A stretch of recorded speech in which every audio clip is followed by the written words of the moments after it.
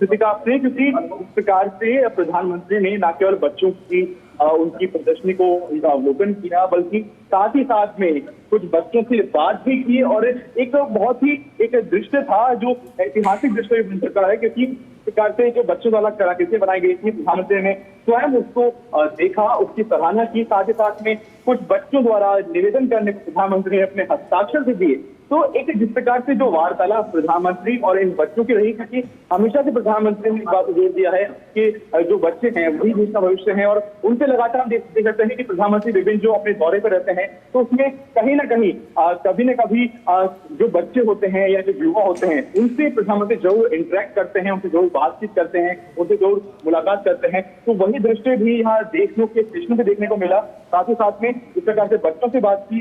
वहीं जो उनकी कलाकृतियां थी, क्योंकि ऑपरेशन सिंदूर के साथ में अमृत भारत स्टेशन का जो विषय दिया गया था बच्चों को, उससे बच्चों ने अपनी कलाकृतियां, अपनी ड्राइंग, पेंटिंग वगैरह बनाई थी।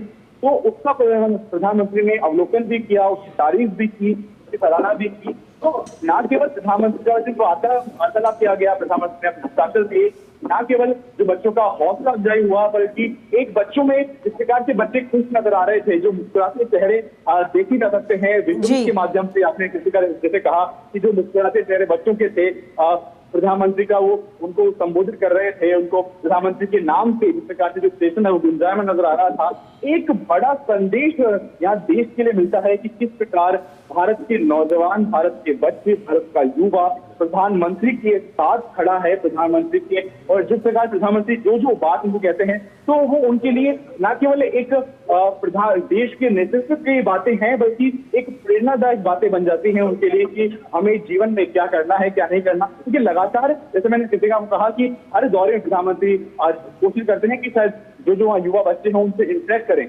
तो ये इंटरेक्शन, ये उनसे बच्चों से मिलना उनका एक अहम एक बिंदु बन जाता है। वही चीज यहाँ देखने को मिली कि जो बच्चे हैं उनके चेहरे खिल उठे जब प्रधानमंत्री ने स्वयं उनके पास जाकर उनसे बात की, उनकी हौसला अफजाई करी, उनकी जो कलाकृतियां थी उसके बारे में सराहना की। तो जो बच्चे हैं वो खुश नजर आए। साथ ही साथ में जो आम जन है वो न केवल देशनोक के, बल्कि बीकानेर, बल्कि राजस्थान से लोग यहाँ आए हुए हैं। उनके चूंकि ऐतिहासिक पल न केवल बीकानेर राजस्थान के लिए है, तो उस ऐतिहासिक पल के साक्षी बनने के लिए जो लोग आए हुए हैं वो गदगद महसूस कर रहे हैं, क्योंकि प्रधानमंत्री द्वारा जिस प्रकार से बीकानेर को जो सौगात दी गई है, साथ ही साथ में राजस्थान के 8 पुनर्विकसित स्टेशन भी, इस कुल 103 स्टेशन में राजस्थान के 8 स्टेशन भी शामिल है। तो न केवल देश को बड़ी सौगात है, अपितु राजस्थान की धरती पे राजस्थान के विकास के लिए, राजस्थान की अमृतकाल में और विकास देने के लिए लगातार प्रधानमंत्री द्वारा प्रयास किए जा रहे हैं, केंद्र नेतृत्व द्वारा प्रयास किए जा रहे हैं, उसमें एक बड़ा कदम है जी। इसके साथ ही लक्ष्य अगर हम देखें तो विकसित भारत का जो लक्ष्य रखा गया साल 2047 तक, उस विकसित भारत के लक्ष्य को पाने के लिए सिर्फ रेलवे स्टेशन नहीं, सिर्फ गांव नहीं, बल्कि देश का एक एक कोने का विकसित होना बेहद जरूरी है। और इसी दिशा में प्रधानमंत्री नरेंद्र मोदी लगातार काम भी करते हुए नजर आते हैं। हर तरफ विकसित किया जा रहा है, हर चीज को विकसित किया जा रहा है, ताकि 2047 का जो लक्ष्य रखा गया है उसे पूरा किया जा सके। लक्ष्य कृतिका बिल्कुल सही कहा आपने। 2047 का जो लक्ष्य है, उस लक्ष्य को लेकर लगातार जो केंद्र सरकार है, लगातार प्रधानमंत्री हैं, वो उसको लेकर तत्पर नजर आते हैं। मैं बताना चाहूंगा, जब कल रेल मंत्री अश्विनी वैष्णव द्वारा जब ब्रीफिंग की गई, तो उन्होंने एक अहम बात की कि जो अगले महीने हैं, मतलब आगामी जो माह है, उसके उनमें लगातार जो रेल है, रेल सेवा है, भारतीय रेल है, उसको और सुदृढ़ किया जाएगा। वहीं साथ ही साथ में जो आगामी महीने हैं, यानी जो 8 महीनों में 100 और स्टेशन तैयार किए जाएंगे, पुनर्विकसित किए जाएंगे।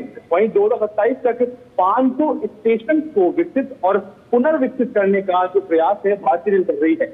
यहाँ पे एक अहम बात समझने की किसी का यही है कि इस प्रकार की जो कनेक्टिविटी है, चाहे वो ट्रांसपोर्ट कनेक्टिविटी हो, चाहे रेल कनेक्टिविटी हो, कनेक्टिविटी को सुदृढ़ करना बाकी व्यवस्थाओं के लिए बड़ा अहम है। चाहे हम डिफेंस यानी रक्षा की बात करें, या फिर हम जो हमारा डेवलपमेंट है, विकास है, ओवरऑल डेवलपमेंट है, इसकी बात करें, इन सभी में जो ट्रांसपोर्ट है, जो कनेक्टिविटी है, वो अहम भूमिका निभाती है। चाहे वो इंफ्रास्ट्रक्चर की बात हो, सड़क संरचना की बात हो, उसमें भी जो कनेक्टिविटी है उसका अहम रोल है। कनेक्टिविटी के इस लक्ष्य के मद्देनजर ही, क्योंकि विकसित भारत में कनेक्टिविटी को भी विकसित किया जाए, इसी के मद्देनजर ही जो अमृत भारत स्टेशन है उसका ये लक्ष्य रखा गया है। वहीं बात करूं अगर जो राजस्थान है, राजस्थान में 25 अलग अलग परियोजनाओं का भी प्रधानमंत्री सौगात देंगे, क्योंकि यहाँ पे बहुत सारी कुछ समस्याएं जो वर्षों से चल रही थी, केंद्र सरकार की लगातार प्रयास के बारे में बाद उन जो समस्याएं हैं उनका न केवल निराकरण हुआ है बल्कि एक विकास भी देखने को मिला है इन सीमावर्ती जिलों में। मैं बताना चाहूंगा आपको कि न केवल विकास की यहाँ बात है, कृषि का न केवल तकनीक की बात हो रही है, अपितु जो प्रकृति संरक्षण है उसको भी लेकर केंद्र सरकार लगातार कार्यरत नजर आ रही है।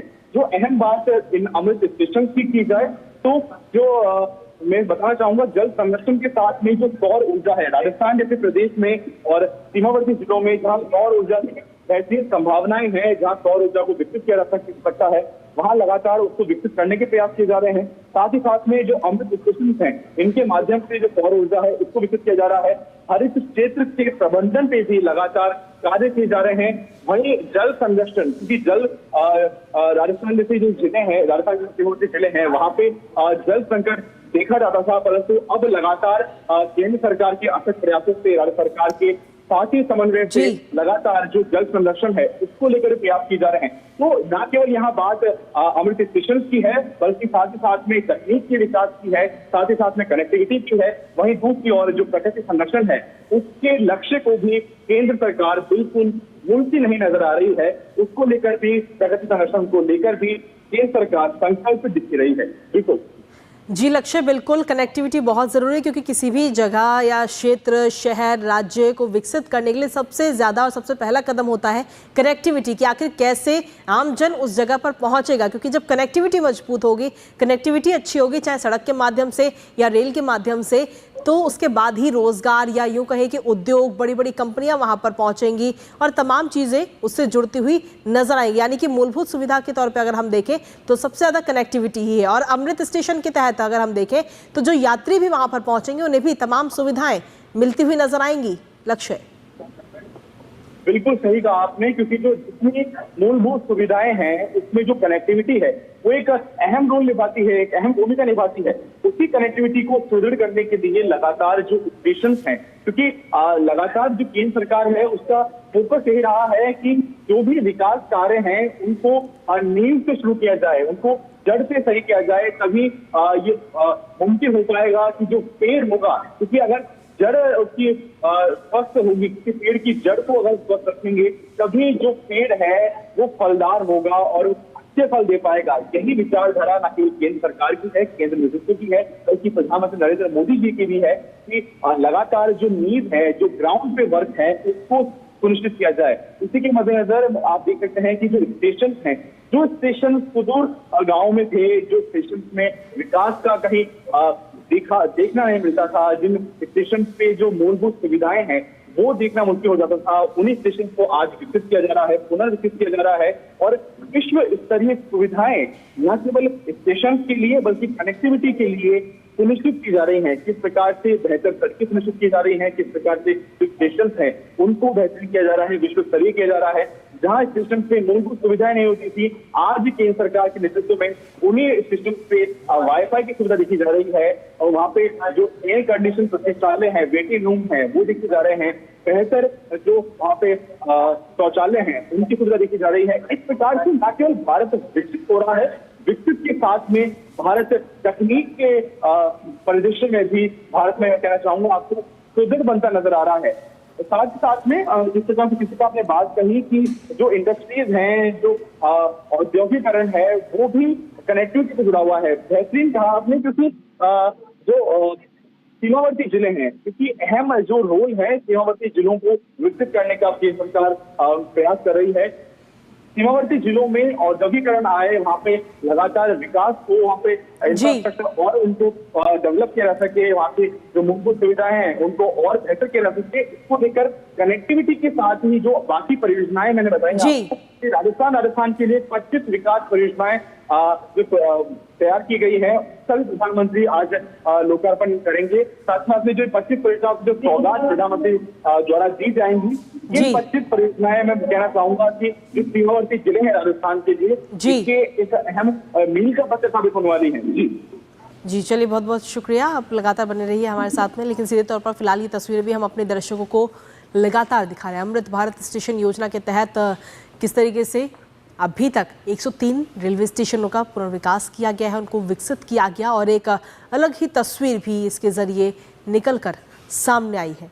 103 रेलवे स्टेशन, लेकिन इसके साथ ही राजस्थान की अगर हम बात करें तो राजस्थान में भी आज कई सारी परियोजनाओं की सौगात प्रधानमंत्री नरेंद्र मोदी अब से कुछ ही देर में वहां की जनता को देते हुए नजर आएंगे। लेकिन फिलहाल उससे पहले प्रधानमंत्री नरेंद्र मोदी आज बीकानेर, राजस्थान के बीकानेर पहुंचे और यहां पर करणी माता मंदिर में पूजा आराधना करते हुए नजर आए। उसके बाद में रेलवे प्रदर्शनी का भी अवलोकन प्रधानमंत्री नरेंद्र मोदी ने किया और साथ ही ट्रेन को हरी झंडी दिखा करके रवाना किया है। और उस दौरान वहां पर जो आमजन मौजूद थे, जो बच्चे मौजूद थे, उनके साथ बात करते हुए भी प्रधानमंत्री नरेंद्र मोदी नजर आए, उनके साथ मुलाकात की और इस दौरान उनके चेहरे पर एक अलग ही खुशी भी बच्चों के चेहरे पे नजर आई। तो ये तस्वीरें हम आपको दिखा रहे हैं, किस तरीके से बच्चे खुश हैं प्रधानमंत्री को अपने नज़दीक पा करके और उनसे बात करके। साथ ही जो पेंटिंग है वो भी प्रधानमंत्री नरेंद्र मोदी को सौंपते हुए, उनको देते हुए ये बच्चे नजर आए हैं। भेंट स्वरूप ये पेंटिंग बच्चों ने दी है प्रधानमंत्री को। ये तस्वीरें हम आपको दिखा रहे हैं।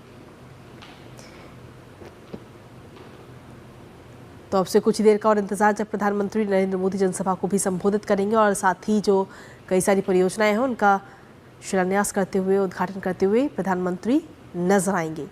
लेकिन अगर हम अमृत भारत स्टेशन योजना की बात करें तो 2023 में इस योजना की शुरुआत हुई थी और 2023 के बाद से अब 2025 यानी कि मात्र 2 साल के अंदर 105 रेलवे स्टेशनों की जो तस्वीर है वो बिल्कुल ही बदल गई। पहले कुछ और तस्वीर थी और आज की अगर हम बात करें तो आज एक भव्य रूप कहीं ना कहीं स्टेशन का नज़र आता है, एक अलग ही तस्वीर नज़र आती है। जो यात्री वहां पर पहुंचते हैं उन यात्रियों के लिए तमाम सुख सुविधाओं का ध्यान रखा गया, फ्री वाईफाई का ध्यान रखा गया। जो यात्री प्रतीक्षालय है वहां पर किस तरीके की पूरा ध्यान यात्रियों का रखा गया है कि उन्हें किसी भी प्रकार की किसी भी चीज़ की कमी ना हो। इन तमाम चीज़ों का ध्यान इन स्टेशन पर रखा गया है। और इस कड़ी में सिर्फ 103 नहीं बल्कि 1300 से ज़्यादा स्टेशन है जिनको इस योजना के तहत जोड़ा गया है और इस योजना के तहत इन सभी रेलवे स्टेशनों का कायाकल्प होता हुआ नज़र आ रहा है। पहले की और आज की तस्वीर में ज़मीन आसमान का अंतर हम देखते हैं। और इसमें खास बात एक और है कि जो रेलवे स्टेशन जिनका कायाकल्प किया जा रहा है, जिनको एक स्वरूप नया दिया जा रहा है, उन रेलवे स्टेशन की अगर हम बात करें तो सिर्फ उनका स्वरूप नहीं बदल रहा बल्कि ये रेलवे स्टेशन वहाँ की संस्कृति को भी झलकाते हुए नज़र आते हैं। उनकी एक झलक नज़र आती है, परंपरा, संस्कृति इन स्टेशनों पर नज़र आती है। इन तमाम चीज़ों को ध्यान में रखते हुए इन रेलवे स्टेशनों का पुनर्विकास